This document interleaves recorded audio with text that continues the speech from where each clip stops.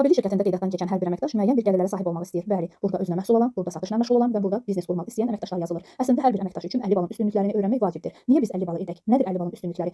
Bəli, bunları biz bu günləri sizə aydınlıq gətirəcəyik. Çünki siz bura vaxt itirməyə yox, pul qazanmağa gəlmisiniz. Əgər siz ciddi pul qazanmağa gəlmisinizsə, bu məlumatları mütləq sona qədər dinləyin. Bəs biz 50 balla hansı üstünlükləri əldə edirik? Biz 50 bal etdikdə nə gəlirlərə sahib oluruq? Biz 26% endirim, addım dəstəsini 2,99 qəpiyə götürmək, komandadan maaş almaq və sürətli inkişafa, yəni addım atmağı əldə edirik. Mən sizə hal-hazırda bu 4 əsas xüsusiyyətə daha aydınlıq gətirmək üçün müəyyən slaydlar üzərində ətraflı məlumat ötürəcəm. Məsləhətçi anlamır, 26% endirim nədir? Biz 26% endirim dedikdə bizim gəlirimiz nə qədər yazılır? Biz 50 bal etmək üçün nə qədər məhsul dövrəsi yaratmalıyıq? Hansı məbləğlə mən 50 balı tamamlaya bilərəm? Hal-hazırda növbəti slaydla bunu sizə açıqlayacağam.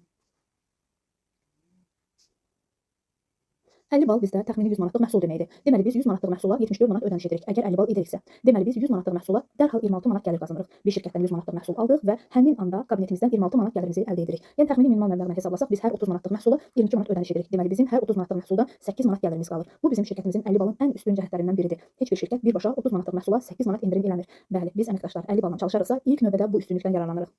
İkincisi bizim çox gözəl addım hədiyyələrimiz var. Birinci addım hədiyyəsi hər zamanki kimi kataloqun arxa səhifəsində olur və cəmi 3 qəpiyə əldə etmək olur. Amma 2, 3, 4 və 5-ci addım hədiyyələri biz dəst şəklində götürürük. Dəst şəklində biz həmin addım hədiyyəsini 8 manat 99 qəpiyə deyil, 2 manat 99 qəpiyə gətiririk. Yəni bu məhsulların dəst şəklində bizim gəlirimiz 20 manatdan yuxarı məbləğdə təşkil edilir. Biz 26 manatı qazandıq və əlavə olaraq da addım dəstindən də 20 manat qazandıq. Deməli bizim birbaşa sadəcə 26% və addım hədiyyəmizdən 46 manat gəlirimiz yazıldı.